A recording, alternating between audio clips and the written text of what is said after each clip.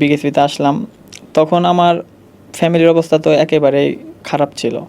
তখন একটা বুট নিয়ে, একটা মোজা নিয়ে, আর একটা জার্সি আর একটা প্যান্ট নিয়ে আমি হলো ক্যাম্পে আসি বিকেএসপিতে। কিন্তু ক্যাম্প হবে আপনার 1 মাস।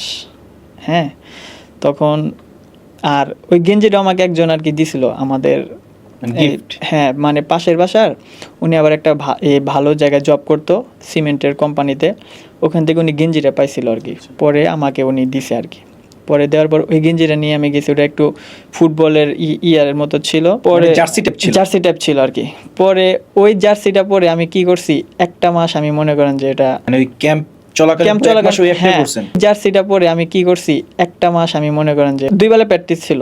সকালে আসছি, আসার সাথে সাথে ওটা ধুইছি, ধোয়ার পরে রোদে দেওয়ার পরে শুকায় যেত বিকেলের আগে, আবার বিকেলে প্র্যাকটিসে গেছি। তারপরে যখন লাস্টের দিকে আপনার আমাদের কেস দিছে, আপনার এই ট্রাকস্যুট এগুলো দিছে আর কি। হ্যাঁ, এটা হলো একদম লাস্টে, মানে যারা এই 1 মাস যখন আপনার ক্যাম্প শেষ হবে তারপর, তখন এগুলো আর কি এরকম করে মনে করেন যে বিকেএসপিতে থাকার পরে বাসায় চলে গেছি। চলে যাওয়ার পরে প্রায় অনেক দিন, এখন তো পরে প্র্যাকটিস করলাম বাসায়, যে পরে আম্মু তো অনেক খুশি।